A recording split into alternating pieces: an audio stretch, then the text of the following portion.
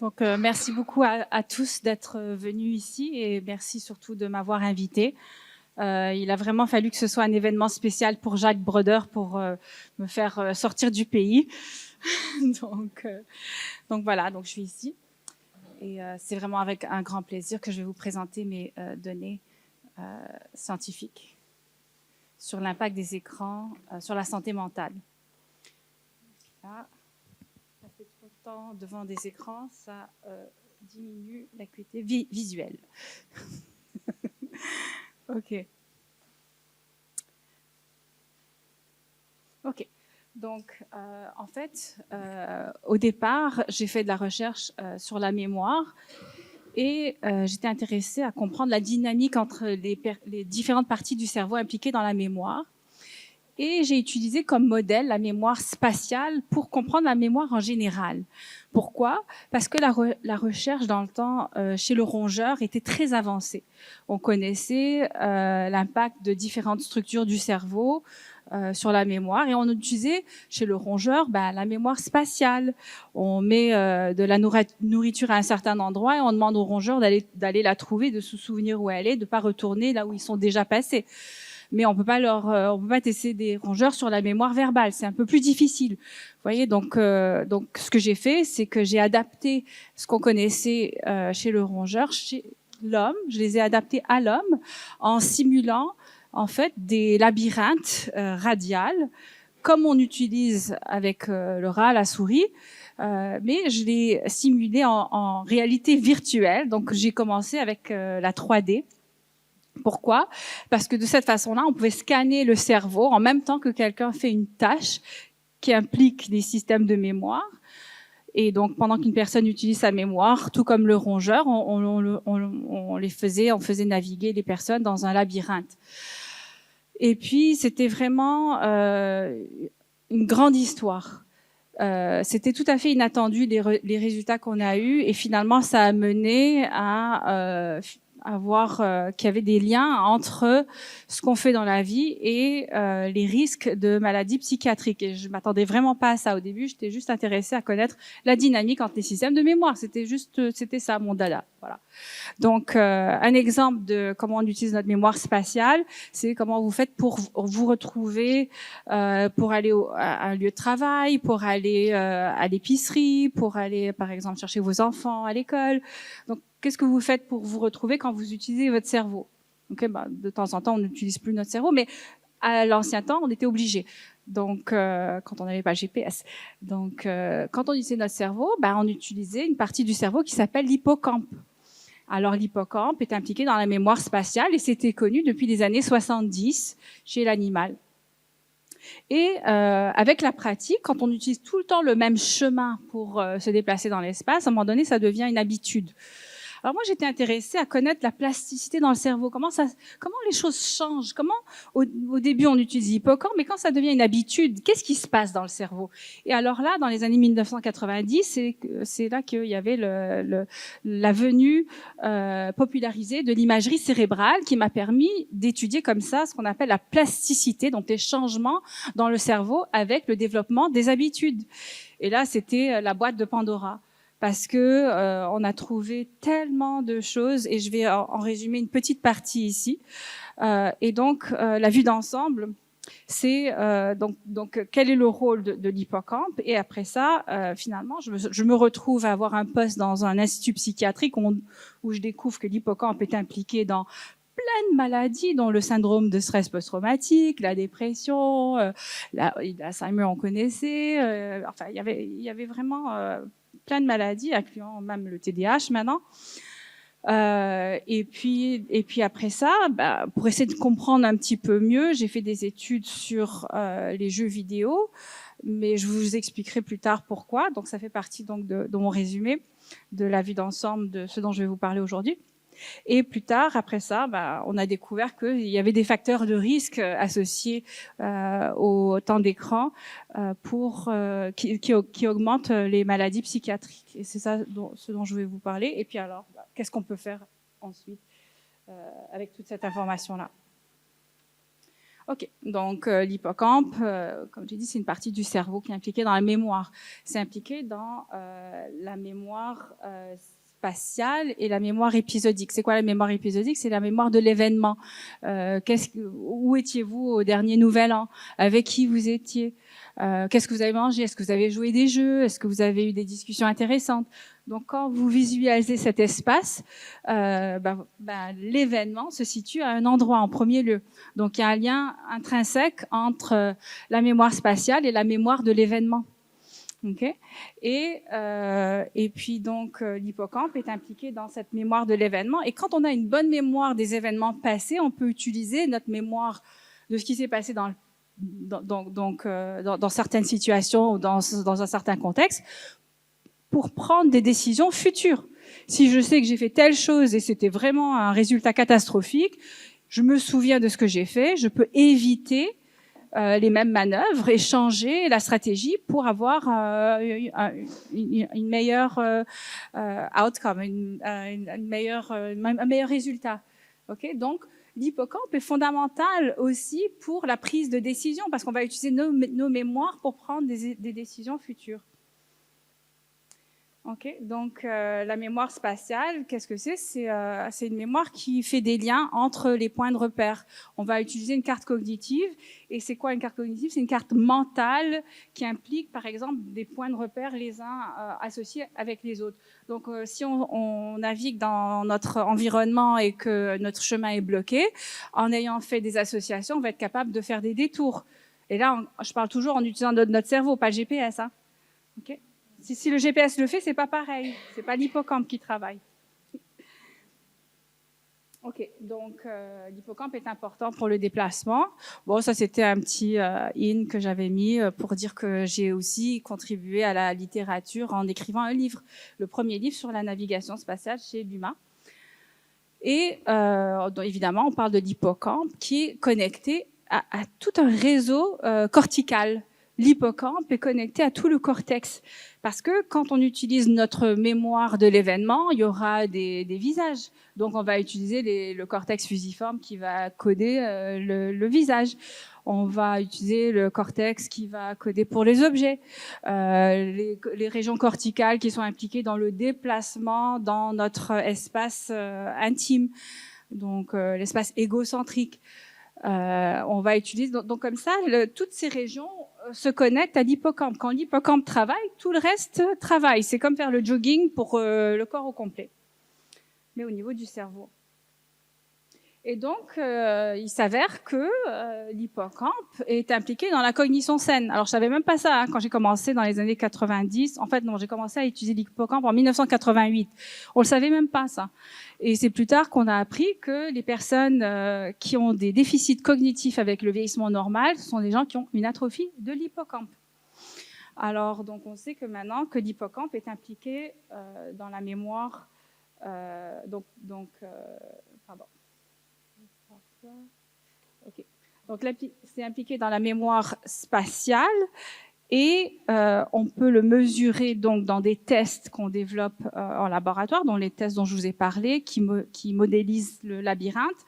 Et suite à ça, ce qu'on a fait, c'est qu'on a donc scanné les gens et on a pu visualiser que oui, en effet, quand les gens utilisent la mémoire spatiale, ils ont plus d'activité à l'hippocampe, mais aussi, ils ont plus de matière grise à l'hippocampe. Ils ont un plus gros hippocampe. Alors là, tout à coup, c'est super important parce que on sait que les gens qui ont un petit hippocampe, c'est eux qui vont être vulnérables à plein de maladies psychiatriques, neuropsychiatriques, dont je vais parler à la diapo suivante.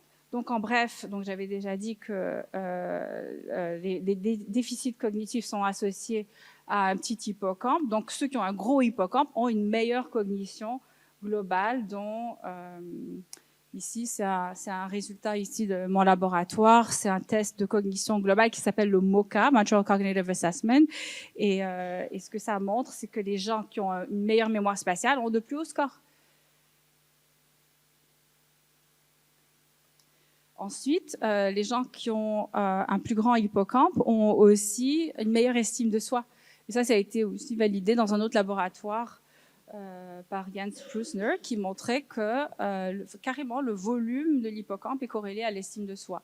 Alors pourquoi? On peut s'imaginer un scénario. Peut-être que la personne qui a une bonne mémoire utilise sa mémoire pour prendre des décisions. Elle prend des bonnes décisions parce qu'elle évite des pièges dans la vie, et puis elle facilite sa vie en prenant des décisions qui vont avoir un meilleur résultat. Alors la personne a une meilleure estime de soi.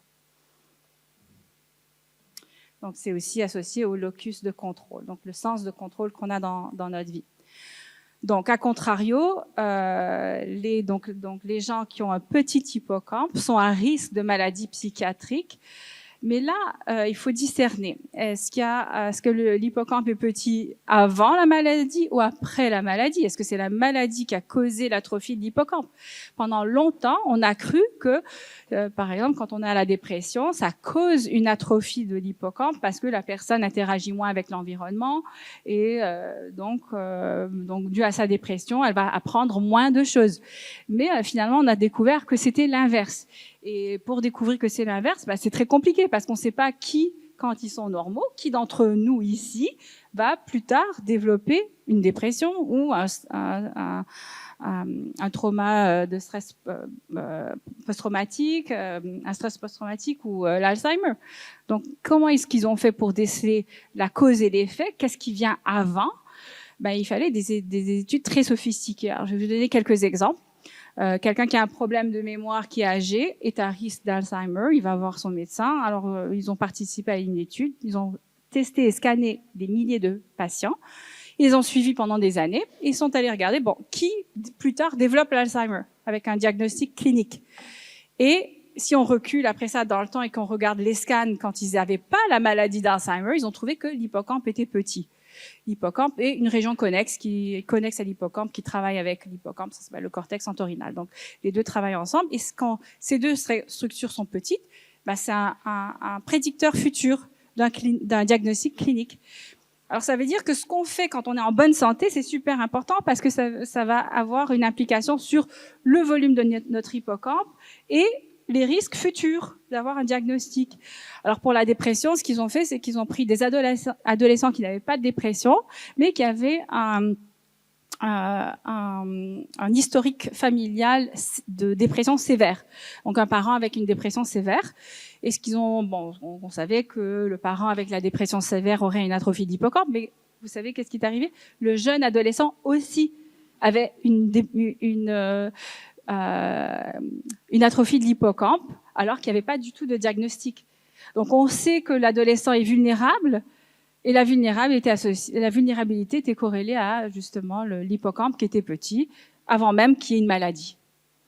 Alors c'est important, là, ça veut dire que il faut savoir maintenant qu'est-ce qui va faire qu'on a un hippocampe petit ou un hippocampe gros.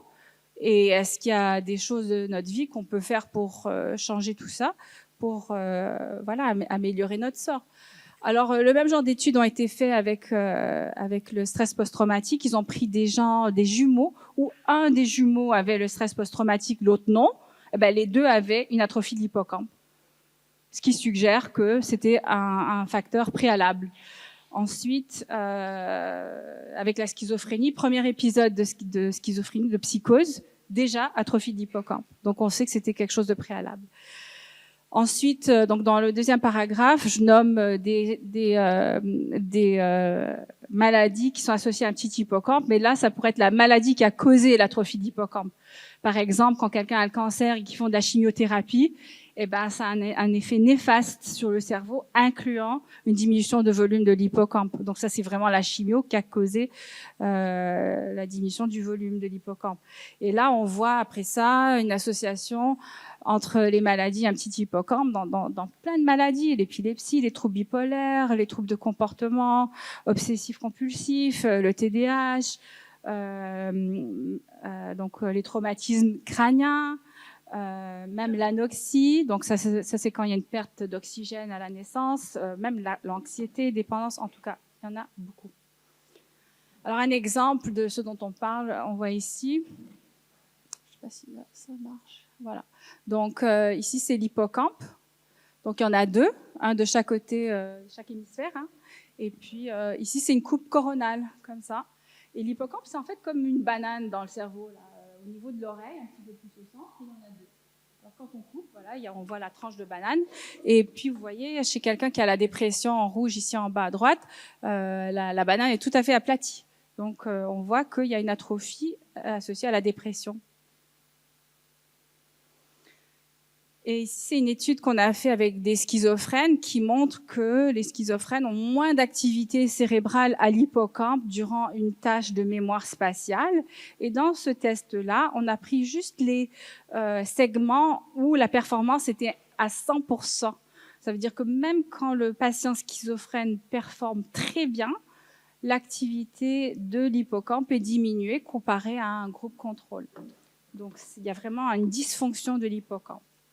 Et ici, ce qu'on voit, c'est une corrélation entre la performance dans cette tâche de mémoire spatiale et le volume de l'hippocampe. Et ce qu'on voit en noir, c'est des patients schizophrènes qui ont ici donc plus d'erreurs en général que les personnes contrôle et puis un plus petit volume, si on compare par exemple avec ce groupe-là.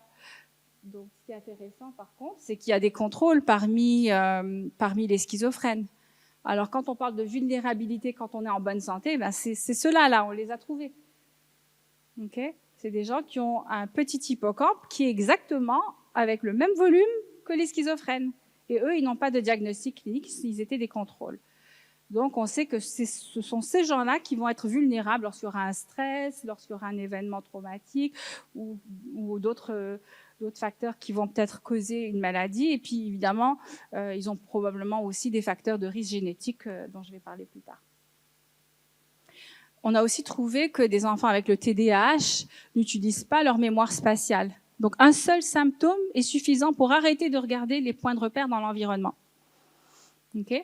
Mais ce qui est vraiment intéressant dans cette étude que j'aime beaucoup, c'est que ce qu'on a fait, c'est qu'on a pris un environnement radial, comme ce que j'ai mentionné.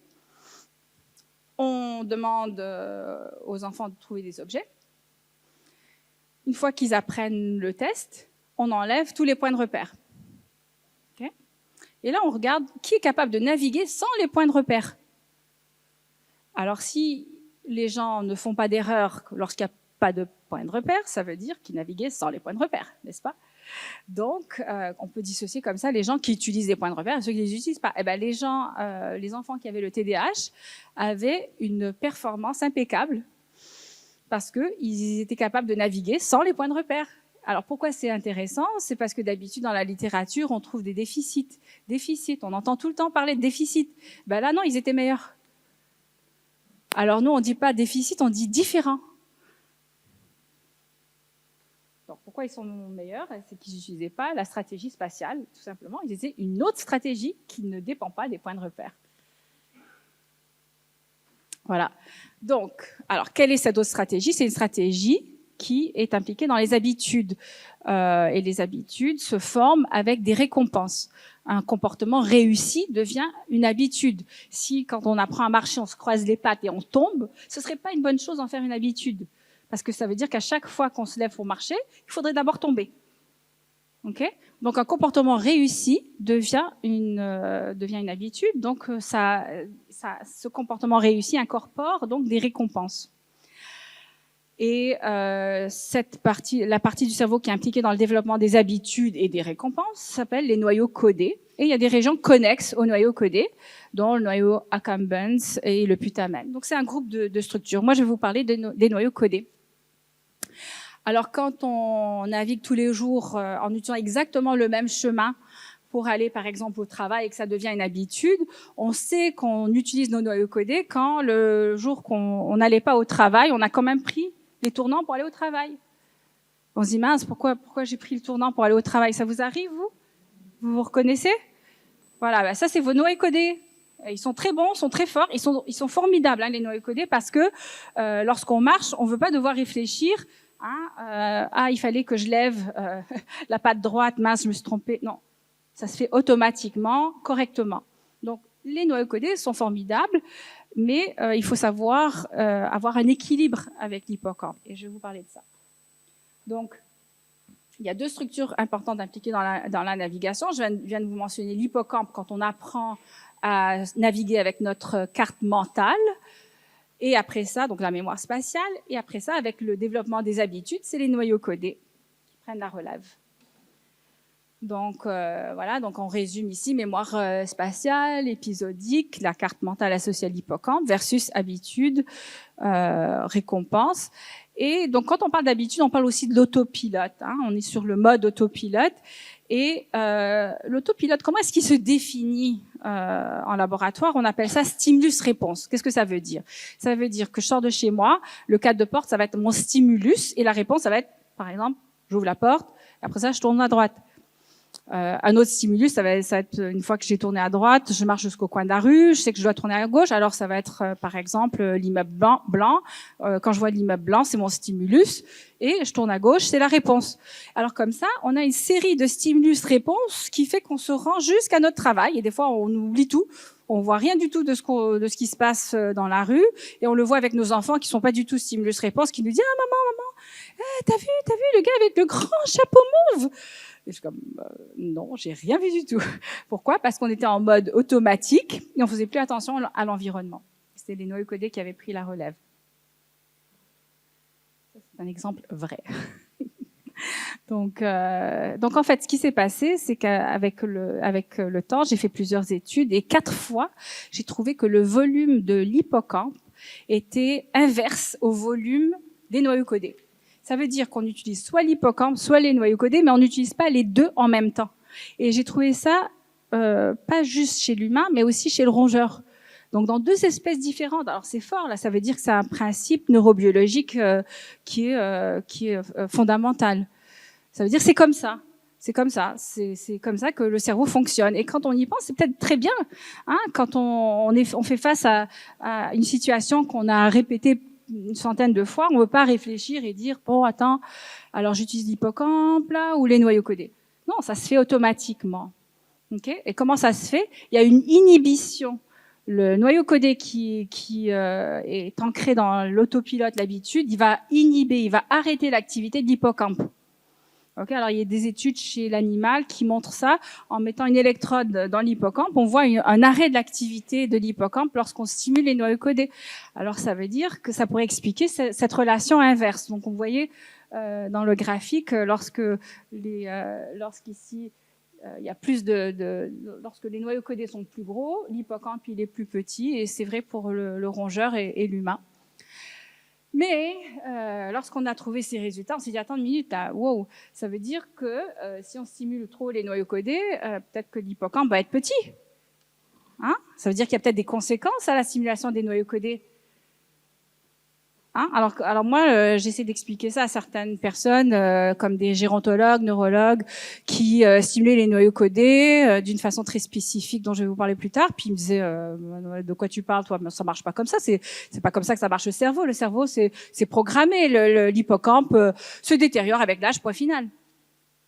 Ah, j'ai dit, ah, non, ça c'est pas comme ça. Non. Alors ils m'ont dit, on te croit pas, il faut que tu le prouves. Ah, ok, d'accord. Bon, alors on fait quoi? Donc la question c'est qu'est-ce qui stimule les noyaux codés? Est-ce que de stimuler les noyaux codés vont atrophier l'hippocampe? Et si c'est vrai, il faut savoir. Et c'est mauvais d'atrophier l'hippocampe, je veux pas le faire. Mais ils m'obligent, ils me disent qu'ils me croient pas. Et en plus, ils font des essais cliniques où ils stimulent les noyaux codés pour soi-disant aider les patients. Ok, alors on y va. Alors, voici les caractéristiques des noyaux codés de l'hippocampe. Puis on a réfléchi, qu'est-ce qu'on pourrait faire de façon éthique pour stimuler les noyaux codés. Et après ça, on scanne les gens avant et après pour voir s'il y a un impact sur l'hippocampe. Évidemment, la recherche, c'est un peu difficile. Si on réussit pas notre coup, on reçoit plus de subventions.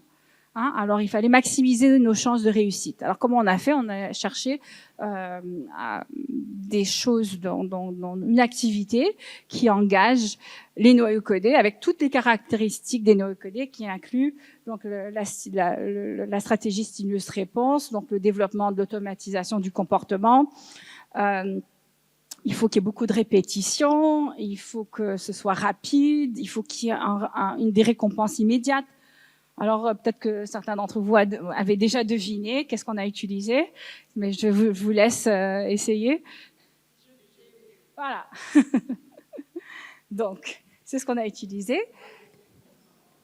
Alors, on avait été aussi critiqué dans nos hypothèses. Alors cette fois-ci, on a dit on va faire vraiment. Moi, j'avais fait déjà des essais cliniques, donc on a vraiment fait un design expérimental implacable. On prend des non-joueurs et on les randomise dans un groupe expérimental et placebo. Alors pourquoi c'est important? Parce que si on prend des joueurs, on va dire ah bah non, vos études sont associées à un historique préalable qui aurait pu être par exemple génétique. Alors là, voilà, on aurait fait toute cette recherche pour rien. Alors, on a pris des non-joueurs et puis donc on les randomise. Donc, comme c'est randomisé, il n'y a pas de biais de sélection. On les scanne avant et après. Et il faut avoir évidemment un groupe placebo actif. Donc, notre groupe placebo actif, c'était un autre jeu vidéo, Super Mario Bros, qui est un jeu de plateforme qui implique justement de la navigation, essayer de résoudre des défis. Eh ben, comme de fait. Ah oui, et en plus de ça, une autre critique qu'on voit souvent dans la littérature, oh bon, ils l'ont trouvé une fois, mais ça va pas être possible de répliquer les résultats. Alors qu'est-ce qu'on a fait? On a fait 3 fois l'étude. Okay, 3 fois. Alors, et 3 dans un article, parce qu'après ça, évidemment, il y a les critiques. Ah ouais, non, on n'avait pas vu. Ouais, c'est ça. Mais les critiques sont faites et le dommage est fait. Alors, donc qu'est-ce qu'on a fait? On a fait une étude. Cross-sectional, ça veut dire où on compare différents groupes. Et après ça, l'étude dont je vous ai parlé, où on randomise et on fait une étude prospective, on l'a faite 2 fois.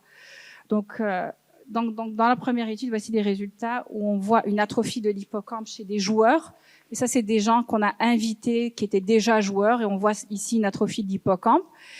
Et dans mon test de navigation radiale, là, le test qui s'apparente au test qu'on utilise avec les rongeurs, en fait, 83% des joueurs utilisaient leur noyau codé dans ce test.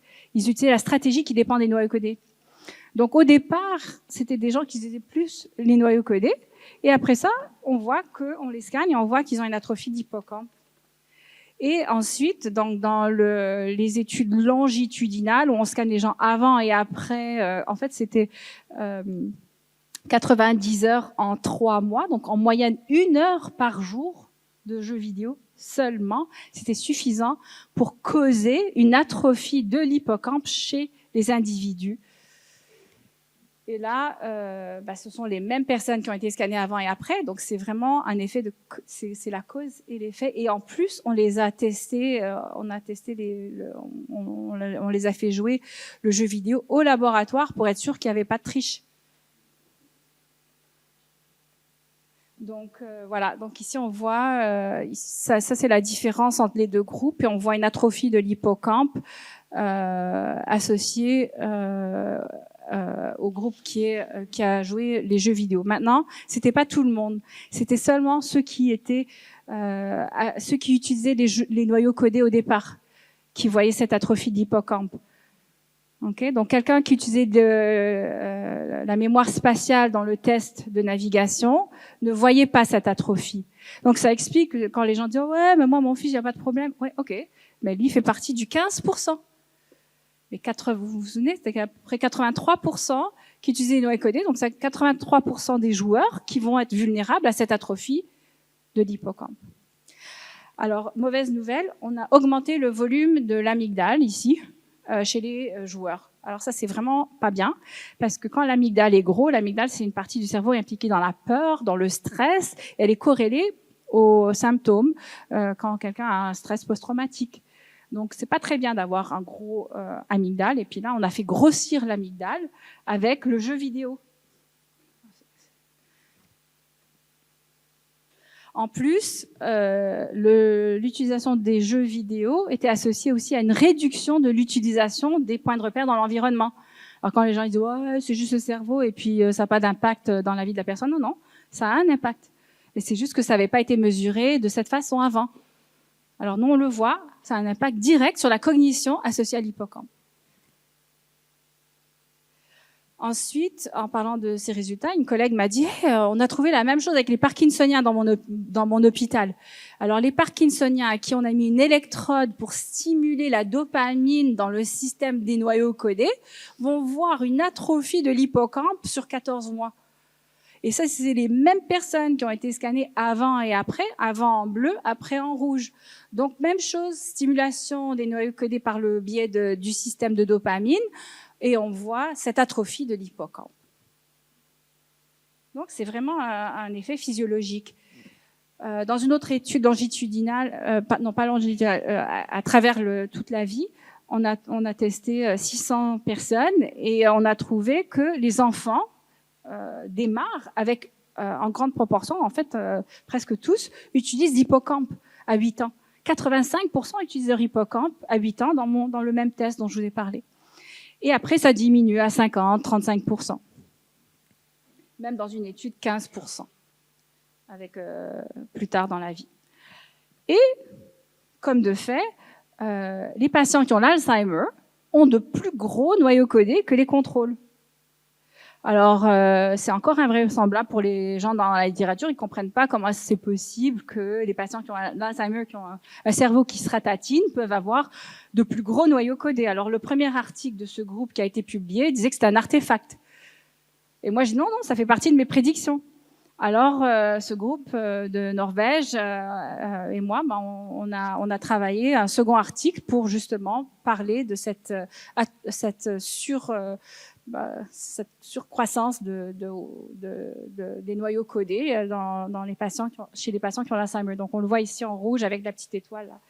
Ici, donc vous voyez, ils ont de plus gros noyaux codés, et ce qui est quand même incroyable pour un patient qui a l'Alzheimer, qui a un cerveau qui s'atrophie. Et puis vous voyez ici, ça c'est les patients qui sont à risque d'Alzheimer et les gens qui ont des plaintes subjectives. Alors qu'on voit que l'hippocampe en gris diminue de volume avec la progression de la maladie.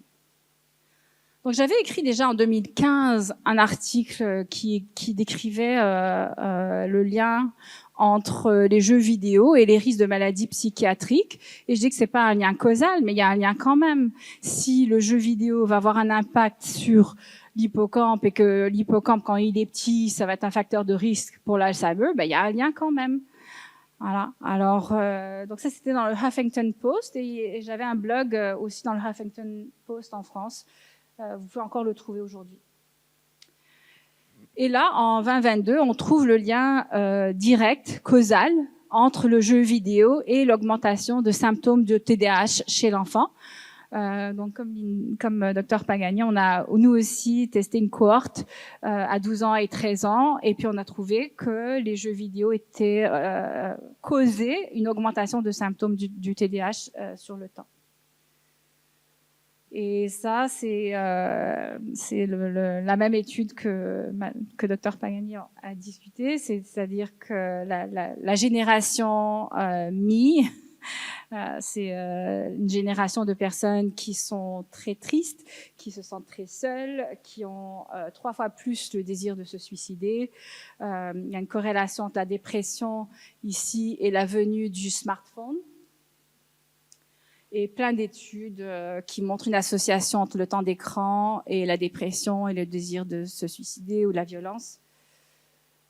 Une autre étude, le ABCD Study, qui montre une atrophie corticale majeure chez les jeunes qui sont des grands usagers de temps d'écran. Donc on voit un petit peu là ici en rouge une diapo, mais c'était vraiment toutes les régions du cortex qui étaient atrophiées chez ces enfants. Alors, une autre parenthèse intéressante, c'est que nous, on a trouvé qu'il y a un lien entre l'impulsivité chez les personnes en bonne santé, les jeunes adultes en bonne santé, il y a un lien entre l'impulsivité et cette stratégie stimulus-réponse. D'accord ? Et pourquoi c'est intéressant ? C'est parce qu'il y a un autre groupe de Sainte-Justine, associé au docteur Conrad, Patricia Conrad, qui ont trouvé qu'il y a un facteur en commun avec toutes les maladies psychiatriques chez l'adolescent. Elle appelle ça le P-factor. Et une des caractéristiques du P-factor, c'est l'impulsivité. Alors, ça pourrait vraiment être une source, comme je vous ai dit tout à l'heure, de problèmes psychiatriques. C'est-à-dire qu'on utilise plus ces noyaux codés, moins l'hippocampe. Il y a un déséquilibre dans le cerveau. Le déséquilibre se généralise puisque l'hippocampe ne stimule plus le reste du cortex. Et là, on est en mode récompense. Et là, je vais vous expliquer un petit peu plus ce qui se passe au niveau des cellules de dopamine qui sont associées aux récompenses dans le cerveau. Donc, si on prend un animal et qu'on met une électrode pour enregistrer les cellules de dopamine qui réagissent aux récompenses et qu'on donne une récompense inattendue. Dans ce cas-ci, c'était un petit peu de jus, un jus de fruits. Et que ça pourrait être une tablette de chocolat chez un enfant. Si c'était complètement inattendu, ça fait « yeah ». Alors, le « yeah », c'est corrélé à cette augmentation de cellules dopaminergiques. Okay, la dopamine innerve les noyaux codés. Donc, on fait « yeah », on a cette récompense. Mais là, on répète la récompense encore et encore et encore pendant plusieurs jours, plusieurs semaines. Qu'est-ce qui se passe? Cette activité dopaminergique descend graduellement. Elle descend, elle descend, elle descend, jusqu'au point que la récompense est émise ici, voilà, à droite en haut, et il n'y a pas d'augmentation de cellules, de l'activité des cellules de dopamine. Zéro, rien. Alors, maintenant, on est rendu, c'est normal d'avoir la récompense. Hein. Quelqu'un à qui on aurait donné une barre de chocolat tous les jours, ok, c'est normal, ouais, d'accord, une autre journée avec la barre de chocolat. Mais qu'est-ce qui arrive quand on enlève la barre de chocolat? Là, il y a un vide. Oups. Il y a un vide. Vous voyez ici en bas à droite, l'activité des cellules dopaminergiques s'arrête. C'est là où il y a le manque. Hey, je devais l'avoir, ma barre de chocolat. Comment ça se fait que je n'ai pas eu? Okay. Alors, c'est la même chose avec le jeu vidéo. Le jeu vidéo vient avec des récompenses. Et les récompenses viennent aller chercher l'activité des cellules dopaminergiques. Et avec la répétition des récompenses, la dopamine diminue.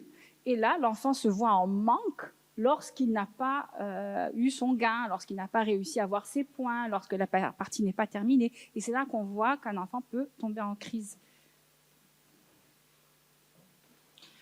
Une autre étude associée à la dopamine qui est très intéressante, c'est que là, ce que des chercheurs ont fait, il y a des chercheurs à l'université McGill, dans le groupe de Marco Layton, qui ont enregistré de la dopamine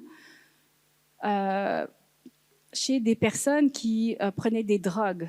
Et ils ont enregistré pendant qu'une personne avait une injection d'amphétamine.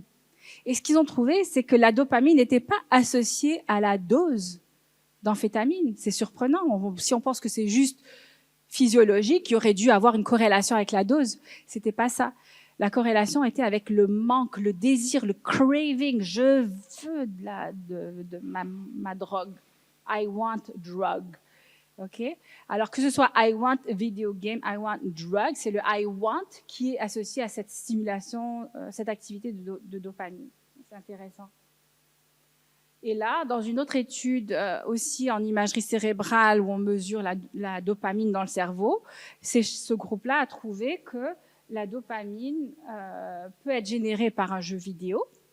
Et regardez le commentaire qu'ils font, ici en rouge. Ils disent que, selon eux, c'était surprenant parce que la dopamine était similaire à une injection intraveineuse d'amphétamine.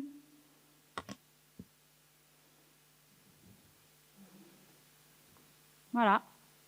Donc, quand on laisse nos enfants jouer des jeux vidéo, dans le cerveau, la dopamine est générée au même titre qu'une injection d'amphétamine.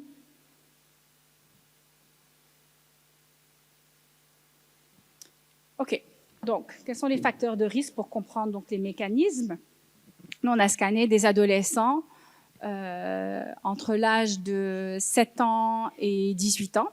Et on a trouvé que très jeunes, donc on s'est en fait une réplication, je ne sais pas si on peut dire en vrai, replication. Donc on a reproduit les résultats dont je vous ai parlé tout à l'heure, où on a trouvé que les jeunes utilisent plus l'hippocampe, donc la mémoire spatiale dans les tests.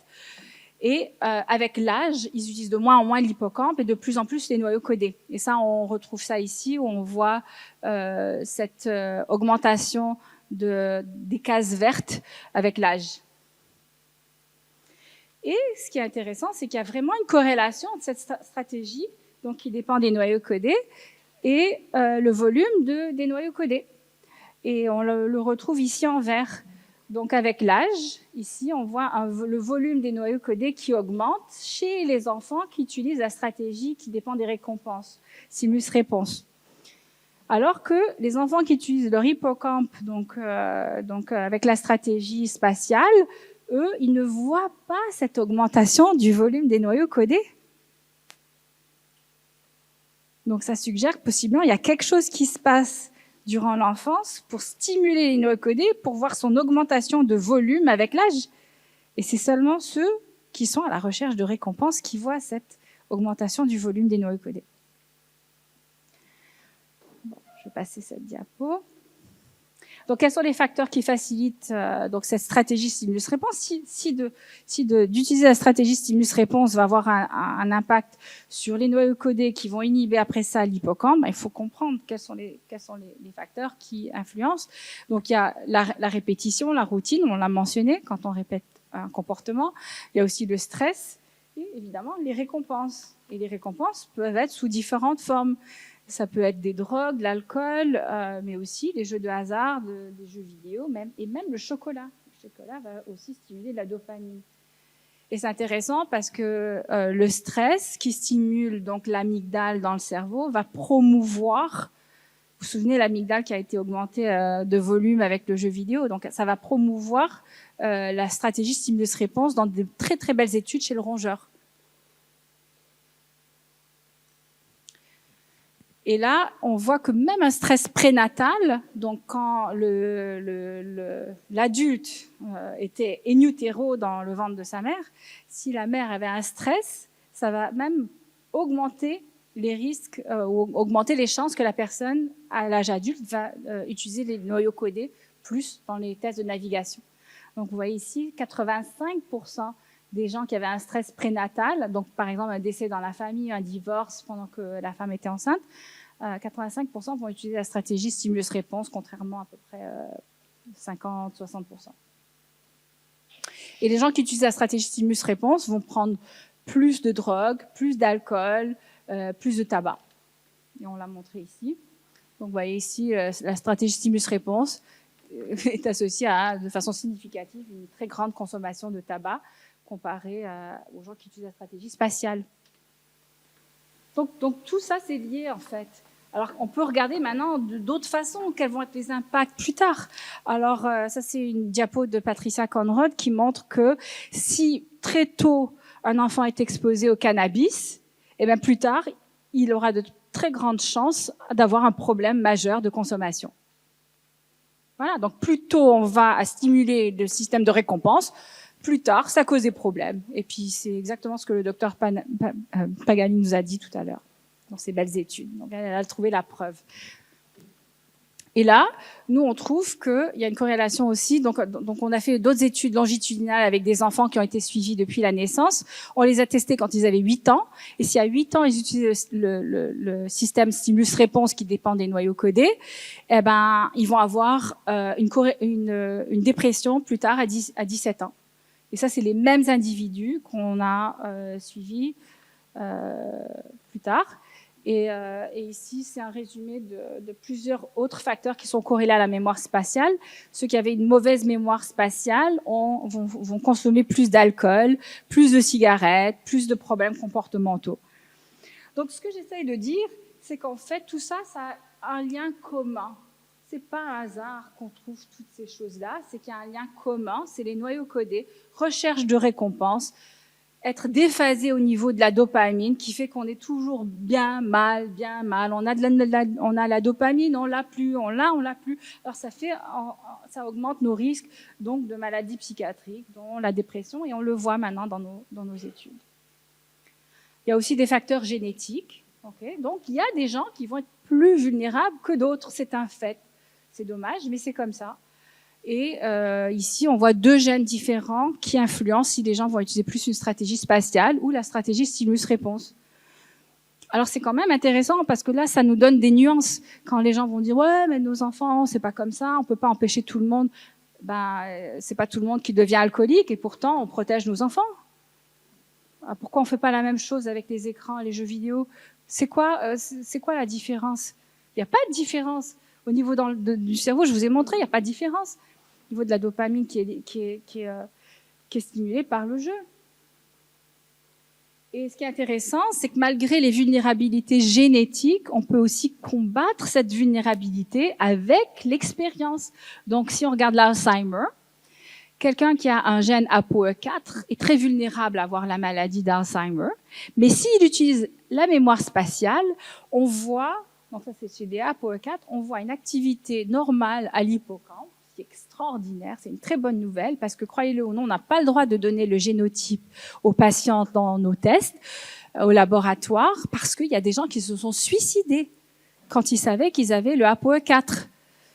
Okay, donc il faut le faire en consultation génétique. Mais là, il n'y a plus de raison de se suicider. Ça veut dire si vous utilisez la mémoire spatiale, vous allez avoir un hippocampe fonctionnel normal et en plus de ça, un cerveau tout à fait normal. Donc ici, en bas à droite, les ApoE4 qui utilisent la stratégie spatiale n'ont aucune détérioration de l'hippocampe ou du cortex entorhinal. Zéro, pas de détérioration. Donc, théoriquement, ils ne devraient pas avoir l'Alzheimer puisque c'est la détérioration qui prédit le diagnostic futur. Et là, ce qu'on voit, c'est vraiment les gens qui utilisent la stratégie stimulus-réponse qui ont cette atrophie de l'hippocampe et du cortex entorhinal. Et en plus, on a eu l'occasion de tester 4,5 millions de personnes sur une application. Donc, c'est un jeu vidéo, c'est un jeu fun qui n'applique pas beaucoup de récompenses, qui n'a pas de tir à la première personne. C'est un plus comme les jeux de plateforme. Et on stimule donc la mémoire spatiale. Ça s'appelle Sea Hero. Et puis on a trouvé donc il y avait un échantillon de 1,1 million qui a voulu nous donner leur âge et on voit une correspondance avec nos études sur 600 personnes. Et là, maintenant, au niveau mondial, international, on voit cette diminution des habilités en mémoire spatiale avec l'âge. Et on voit aussi des différences culturelles. Alors ça, c'est une bonne nouvelle. S'il y a des différences culturelles, ça veut dire que c'est pas juste l'âge. Encore une fois, c'est ce qu'on fait. Donc voilà. Et qu'est-ce qu'on peut faire donc pour réduire nos risques de maladies neurologiques et psychiatriques ? Alors c'est intéressant parce qu'on va voir des fois des diapos comme celle-ci qui dit les jeux vidéo sont très bons pour vous et pour vos enfants. Et ce qui est marrant, c'est qu'ils vont prendre comme exemple ici que ça stimule la dopamine. Ouais, c'est bon les drogues. Hein. Alors ensuite, ici en bas, ils nous disent parce que ça va stimuler aussi l'amygdale. C'est tout à fait bon de stimuler l'amygdale. Ça dépend de votre perspective.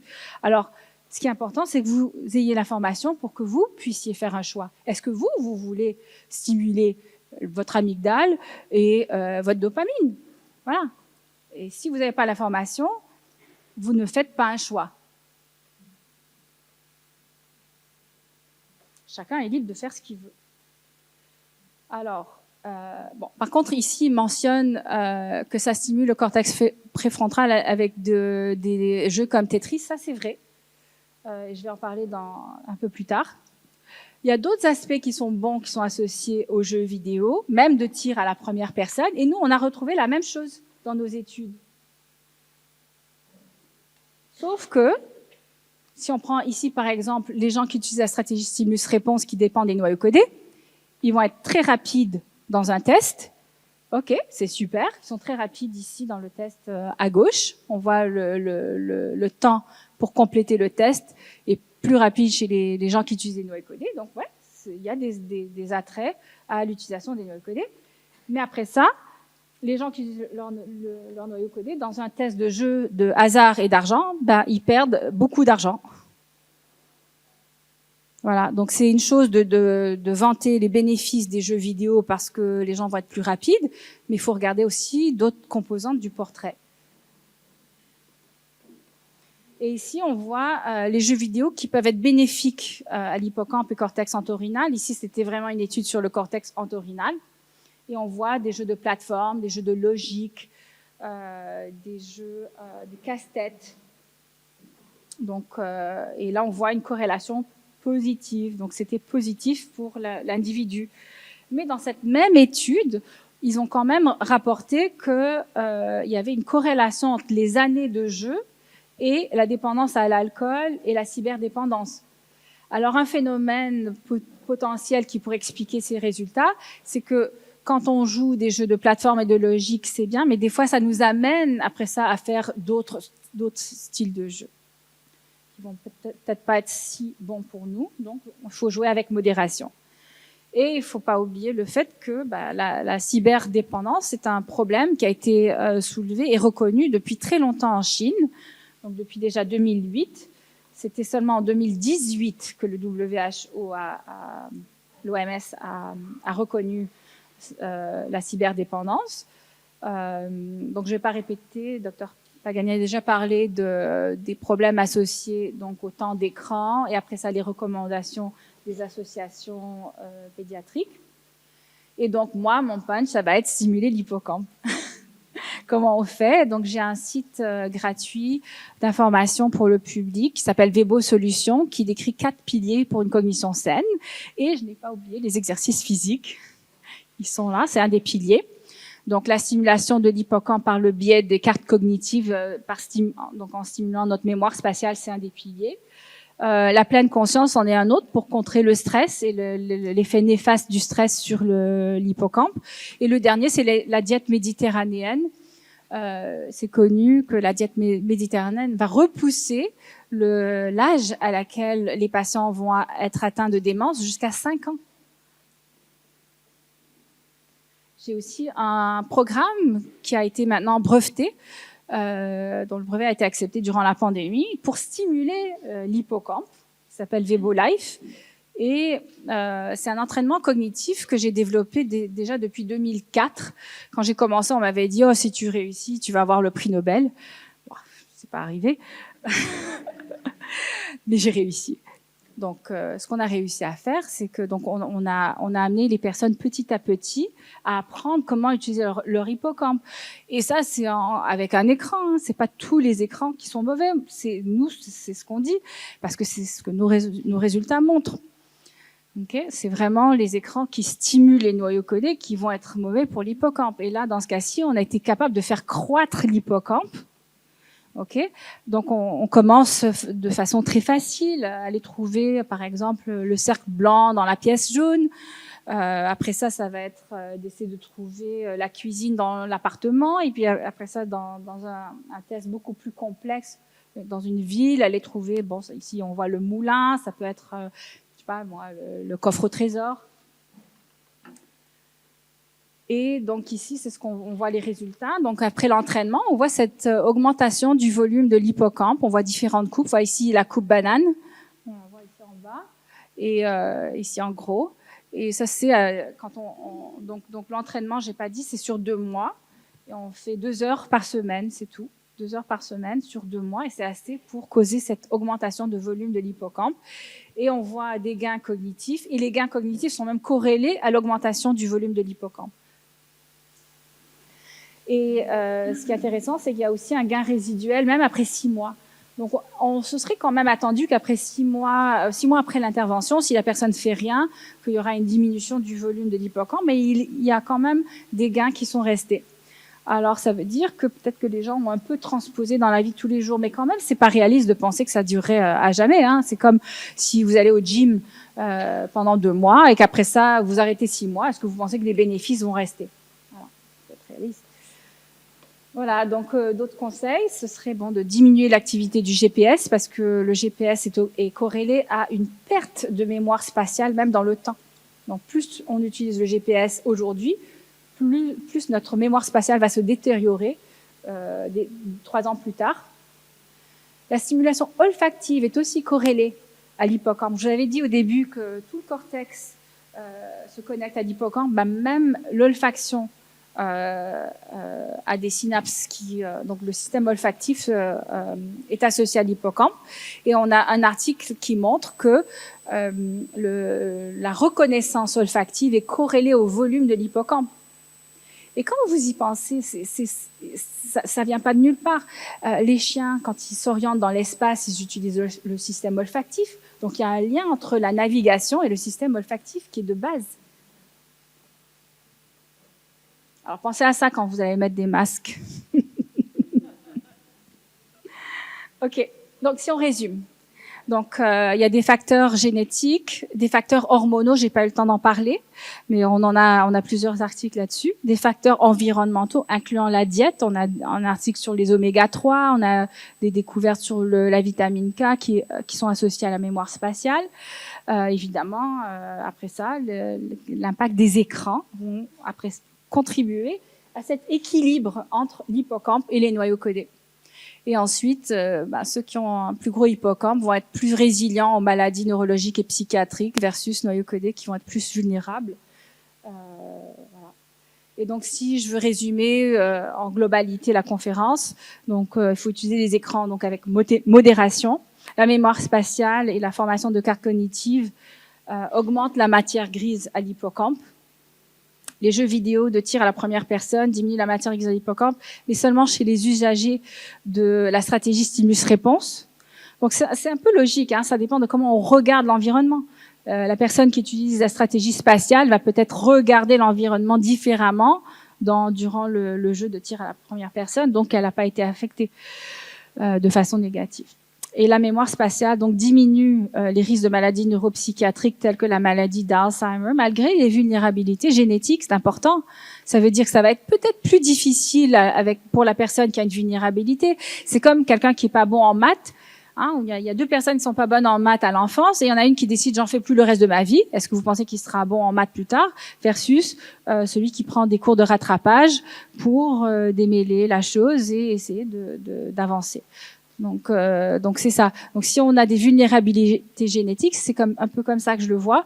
Est-ce que il y a des gens qui vont complètement essayer d'éviter d'utiliser leur mémoire spatiale, ou est-ce qu'il y a des gens qui vont dire non, il faut que j'apprenne, allez, je m'y mets. Voilà.